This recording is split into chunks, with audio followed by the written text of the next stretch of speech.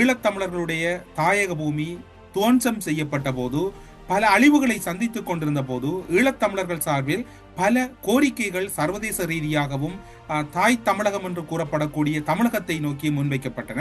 அதில் இடம்பெற்ற முக்கிய சம்பவம் ஒன்று இன்று பேசப்படுகின்றது. அவற்றை பற்றி இப்போது பார்ப்போம். அன்றைய காலகட்டத்தில் தமிழீழ விடுதலை புலிகள் அமைப்பின் சார்பில் அதனுடைய அரசியல் துறையாக இருக்கலாம், அரசியல் கட்சிகளின் சார்பில் அன்று தமிழ் தேசிய கூட்டமைப்பாக இருந்த கட்சிகளில் ஒரு சில நாடாளுமன்ற உறுப்பினர்கள் என்று பலரும் சர்வதேசத்தையும் சர்வதேச நாடுகளின் பிரதிநிதிகள் அதே போன்று சர்வதேச ஊடகங்கள் சர்வதேச மனித உரிமைகள் அமைப்புகளை தொடர்பு கொண்டார்கள். இந்த காலப்பகுதியில் தமிழகத்திலே இடம்பெற்ற ஒரு பேச்சு அன்று ஒரு விவாத பொருளாக மாறியது. பன்னி போர் உக்கிரமடைந்த காலப்பகுதியில் முழு தமிழகமும் தமிழீழ மக்களுக்கு உறுதுணையாக அணிதிரள வேண்டும் என்று அவ்வேளையில் தமிழகத்தில் இந்திய நாடாளுமன்ற தேர்தலுக்கான பரப்புரைகள் சூடுபிடித்திருந்த சூழலில் டெல்லியையும் கொழும்பையும் அதிரடியாக அதிர வைத்தார் செல்வி ஜெயலலிதா ஜெயராம் அவர்கள் வெளியிட்ட ஒரு அறிக்கையின் வாயிலாக.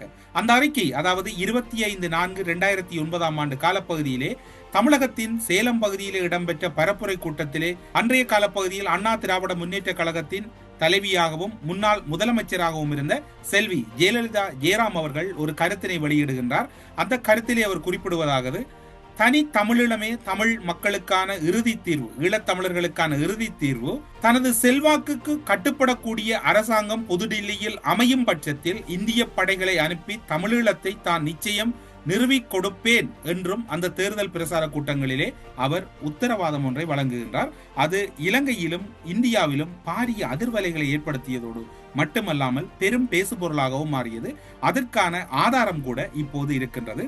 அந்த ஜெயலலிதாவின் உரையின் பின்னர் விடுதலை புலிகள் அமைப்பினர் அது தொடர்பாக ஜெயலலிதா அம்மையாருக்கு எழுதிய ஒரு கடிதமும் கூட இப்போது இருக்கின்றது.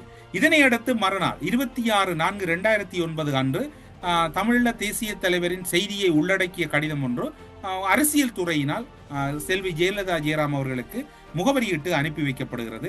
இதன் பின்னர் தான் பூதாகரம் ஒன்று வெடிக்கின்றது.